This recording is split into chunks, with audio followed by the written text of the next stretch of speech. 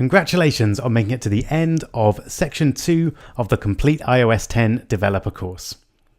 Hopefully you now feel reasonably familiar with the Xcode interface and are happy with adding some user interface elements and writing a little bit of Swift code to make those elements interactive. In this last video, we're going to be making our first vaguely useful app, which is CatYears. So let's have a look at it in action. It's pretty simple. Firstly, we've got a nice picture of a cat at the bottom, and then the user is invited to enter the age of their cat in years. So let's say my cat is 2, and then the app will multiply that by 7, which is considered, I believe, to be the standard way of working out how old your cat is in CatYears, and give you the result 14. Let's just check it. If you've got an 8-year-old cat, your cat will be 56 in CatYears. So now this looks pretty simple, but there's actually quite a lot of reasonably complicated Swift behind this. So what I'd suggest is you give it a go and attempt to recreate an app which does this yourself. So you shouldn't have any problem creating the user interface, and you should be able to develop a little bit of interaction between the user and the app. But my guess is you'll run into a few small problems when you try to do the multiplying by 7 part. So if you're feeling confident, or if you've done a bit of Swift development before, you might want to just have a Google and see if you can solve those problems yourself. But if not, don't worry, it's early stages in the course, and you're very, very welcome to watch how I go through and solve those problems.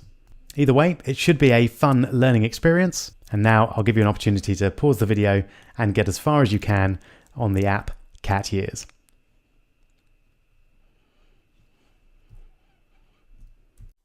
All right, so well done if you managed to make a go of that. As I say, don't worry at all if you didn't get it completed.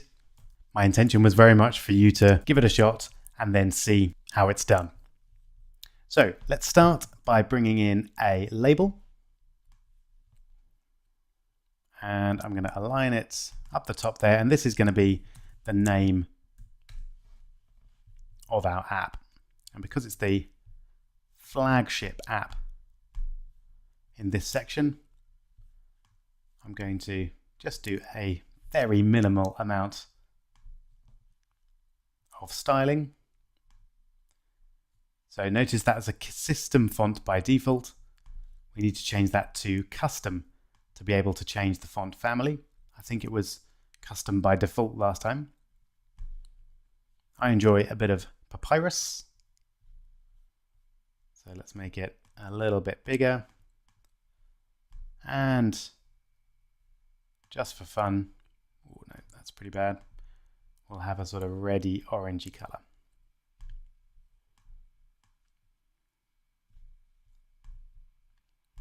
Okay.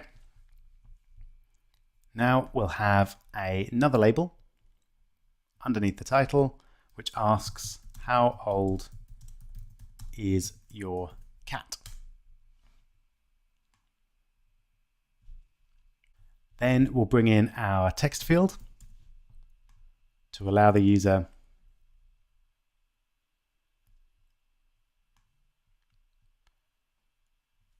to enter the age.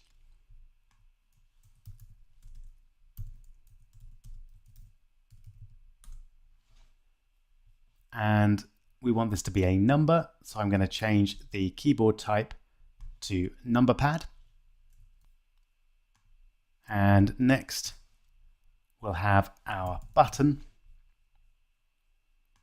which allows the user to submit. There we go. And then we're going to have another label, which is where we'll tell the user the name or the age of their cat in CatYears.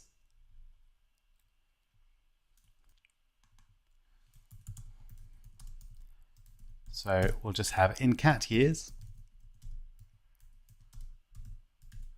your cat is, and we'll just center that, and then a final label to contain the number itself. And this one will make a little bit bigger. So it's likely to be a 2-digit number, but it might be a 3-digit number. So let's make it big enough to contain that. There we go. And let's give it a bit of color as well. Not blue, because that clashes with the button. That green's a bit horrible. Slightly darker green. There we go. That'll do. Okay, so let's just make sure everything is nice and centered.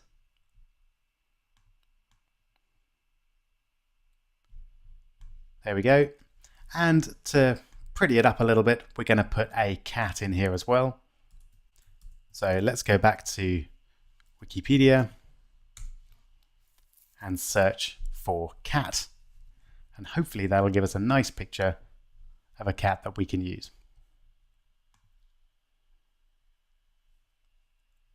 Here we go. Let's go for that one. Or in fact, that's a number of images of cats.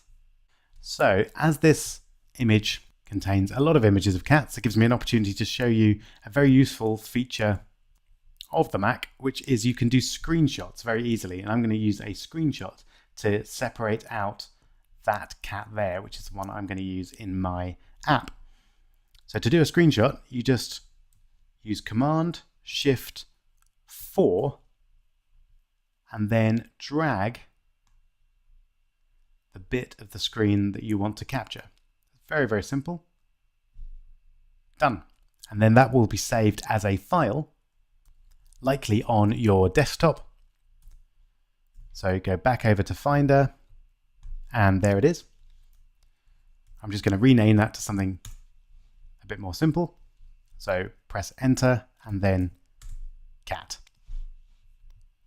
There we go. Very simple. Obviously, you can use any cat image you like, but do be careful of licensing issues.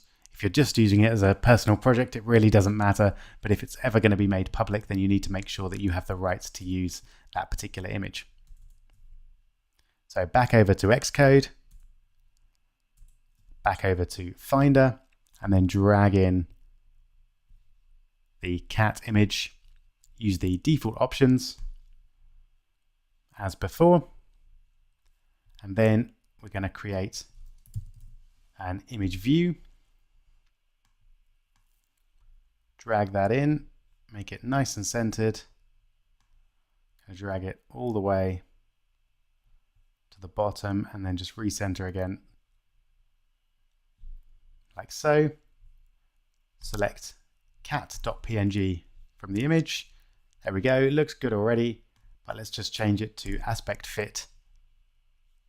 Actually, it was pretty close already. Excellent. All right, so now our app looks good. Actually, I might just make our cat a little bit smaller so we've got a bit more room to see the number. All right, so now the tricky bit, we need to make it so that the app works out the number of cat years, which is the number of human years multiplied by 7. So the first bit should be fairly straightforward. We're going to bring in the assistant editor, get rid of the left and right menus that we don't need, and then create some IB outlets for the important parts of our app. So let's start with the text field. So I'm going to call that age text field. Very simple. And then I'll create one for the label. I'll call that age label. And then finally, we'll create an IB action for the submit button. And the action is submit pressed. And so let's connect that. All right, at this point, I often like to do just a little test before I write my quite complicated code to get the number of cat years. what I'm going to do is just print whatever the user has entered into the age text field. So age text field dot text. There we go.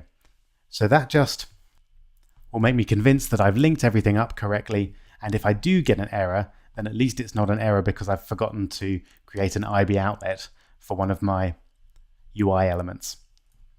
So I'd recommend doing that as well. Whenever you've created a layout for your app, once you've created all of the IB outlets and IB actions, just check very simply that they're all connected up before writing any complex code. So let's enter a number in the age text field. So for now, 21, and then submit, and we should see, there we go, 21 down there. Now notice that 21 is something called an optional. We'll be seeing lots more about optionals in the next section, but for now, all you need to know about optionals is that they are variables that don't necessarily have values. So the age text field .text doesn't necessarily have a value. So that's why it's considered an optional. And in most cases, we need to treat optionals a little bit specially, and we'll see one way that we do that in a moment. All right, but anyway, everything is connected up as we would hope. So now I want to work out the age in CatYears, which simply takes the user's age that they've entered, multiply it by 7, and then displays it here in age label. But that's not quite as simple as you might think. Let's see why. Well, if we take the age that they've entered, which is age text field .text, what we want to do is multiply that by 7. And in Swift, to multiply two numbers together, you use an asterisk, just like most programming languages. So this means age text field .text multiplied by 7. However, you can see that Xcode has given us an error here. Let's have a look and see what the error is. Error is binary operator star or asterisk cannot be applied to the operands of type string and int. Now that might not make a great deal of sense, but what it's saying is that this age field .text is a string. It contains characters that the user has entered there. And this number 7 is an integer or a whole number. And we can't multiply strings and integers together because a string might be a name, for example, and it doesn't make any sense to do Rob multiplied by 7. So what we have to do is we have to convert our string into an integer, into an int, a whole number. And we do that using the command int with a capital I. And then we put brackets round age for text field .text. And this will convert age text field .text, which is a string, into a whole number integer. And this is something we're going to have to do quite a lot of because Swift is what's known as a typed language, which means it's quite fussy about the different types of variables within it. And if you try, for example, to multiply a string and a number together, it simply won't let you do it. So you have to convert the variables to the correct type to be able to use them. Now we're still getting an error here, and this is because of the optional issue that I mentioned earlier. Now Xcode allows you to automatically fix that by putting an exclamation mark in here. And what the exclamation mark does there is what's known as unwrapping this value here. So as we mentioned, it's possible that age text field.text doesn't have a value. And if so, converting it to an integer would cause an error. So what we're doing by putting this exclamation mark at the end here is saying to Xcode, nope, don't worry, I know for sure that age text field.text has a value, and so it's okay to use it. Now, at this early stage in our programming career, this is a perfectly reasonable thing to do. But later on, we're going to find out better ways of dealing with optionals because there is a chance that we're wrong here and it doesn't have a value, and in which case unwrapping it is going to cause an error. So this is fine for now, but we'll come back to it and see better ways to deal with optionals in the next section. For now though, we can take our integer and multiply it by 7, like that. And now we don't have an error except for the error that we haven't used it yet, but that's okay. So what I'm going to do here is create a variable called age in CatYears. You can see the camel case that I've used there. So all lowercase apart from the beginning of the second, third, and fourth words. And I'm going to set that equal to the integer of age text field.text multiplied by 7. Now you notice another error has popped up, and that's because we have another optional in there. Now can you see where the optional would be? It's where the text field text is converted to an integer. Because again, the text field text might be Rob. They might have typed in a word there for some strange reason, or they might have typed FOUR because they didn't realize that they had to put in a number. And if that happened, then we'd get an error here. So what we're going to do is say to Xcode again that we're really sure that we'll be able to convert this text to an integer. And again, this is a little bit naughty, and it will definitely cause our app to crash if the user enters, say, a word in this box here, or indeed if they enter nothing. So remember this as an example which will work, but is not great practice, and we'll see much better ways to deal with user submitted text in the next and future sections. If all goes well though, we have got the age in CatYears. So all we need to do is update this label to have that value. So we're going to take age label dot text, and what we'd like to do is just set that equal to age in CatYears. But you might be able to anticipate what error we're going to get when we try and do that. It's a very similar error to what we had before, and that is that this is a string and this is an integer. So we're trying to set something which is a string into the value of something which is not a string. And Swift does not like us doing that at all. So we can convert this back into a string in the same way that we turned it into an integer just by using string and then brackets age in CatYears. Notice that we don't need an exclamation mark at the end here because we're always going to be able to convert an integer into a string. That's always possible. It's only the other way around that we might have problems. All right, so we've covered a lot of ground there. There's one warning, as you can see here, it's worth paying attention to there. And this is something that we'll see a few times as well. That there are two ways that we can define a variable in Swift. One is var, and the other is let. And let is used when we never change the value of a variable. And that's the case here. And Swift prefers us to use let unless we actively change the value of the variable at some point further on down the line. And as we're not doing that here, we're just going to use let. So it will work fine with var, but you will get a warning, and it's better to use let where possible. All right, so I hope you managed to follow most of that example. As I said at the beginning, it wasn't as straightforward as perhaps you thought it was going to be, and it's given you hopefully a little bit of insight into some of the complications that we get when we try and do something even reasonably simple like this in Swift. Don't worry if you're not entirely clear on what an optional is or what we're doing when we use the exclamation mark there. We'll be covering that very specifically in the next section. All right, though, let's have a look and see if our CatYears app works. And here we go. So I'm going to click in the text field and I'll enter the age of 3. And then tap submit. And we get the age 21. 3 times 7, correct. Let's just try another one. 9, submit, 63. Perfect.